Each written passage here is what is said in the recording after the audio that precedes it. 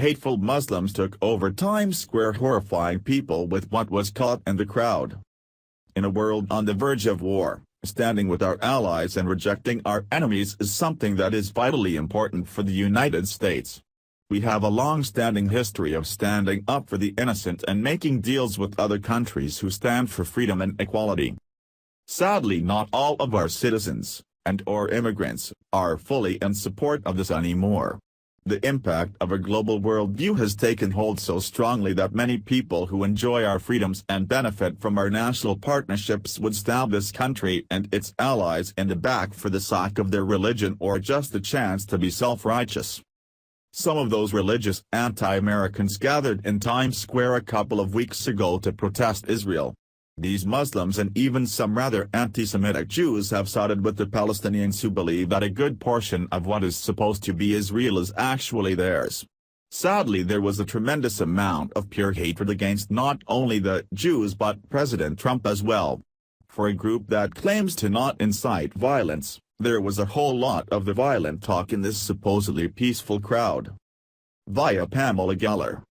Commies and their anti-Israel chums, Muslims and the Nichirai Karta, gathered on 7th Avenue to proclaim, loudly, that the Holy Land, Israel, Jerusalem, Al-Quds, the Temple Mount, Al-Aqsa Mosque, the City of David, all are the ancestral property of those Palestinian pretenders from Jordan, victims of the Jews.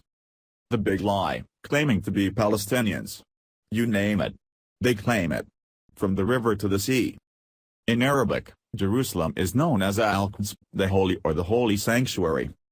More on the lies they spewed. NYC Quds they rally. Hitler-like Zionists help ISIS and kill JFK. Al-Baghdadi is Israeli, U.S. #1 terrorist from memory. Al-Quds Day, Jerusalem Day. Quds is Arabic for Jerusalem, an annual event held on the last Friday of Ramadan.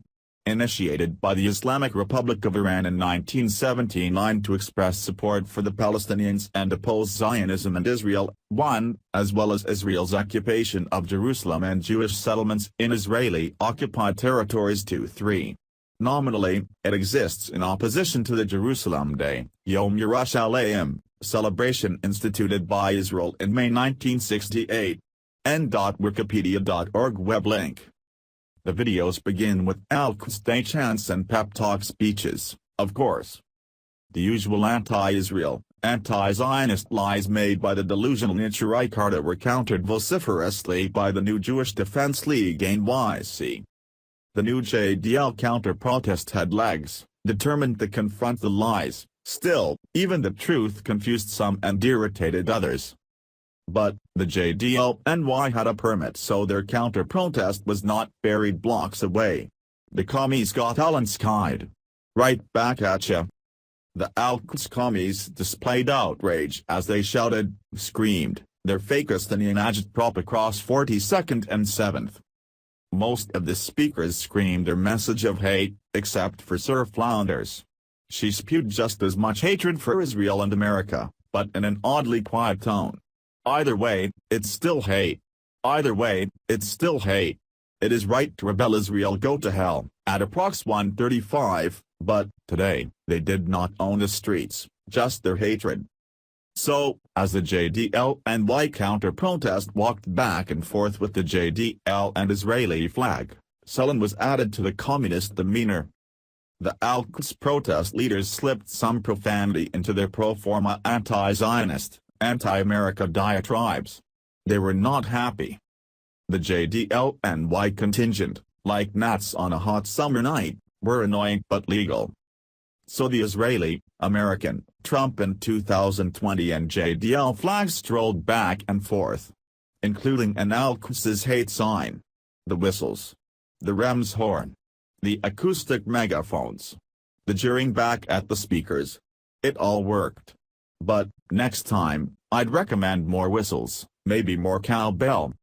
Yelling at the protesters, they yelled back and threw signs, as well as other small detritus at his truck. Caught this action in the video at about 1:38, all while NYC Students for Justice in Palestine organizer, Nurdeen Kiswani, was screaming hate from the stage. The arrestee was activist Nick Manias of Samadown Palestinian Prisoner Solidarity Network. The Manias arrest in picture below includes two of his cohorts, the woman in the green hijab and Sarah Flounders of International Action Center. Arrest report from Samadown: NIPT illegally arrests Samadown organizer at Al-Quds Day rally in Times Square.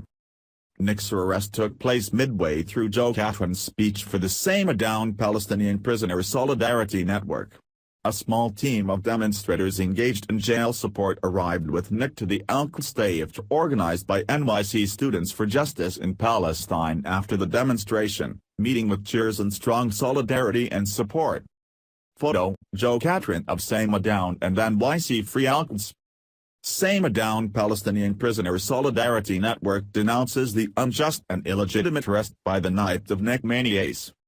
Such attacks are in no way surprising from a police department engaged in daily terror against black people and other oppressed communities.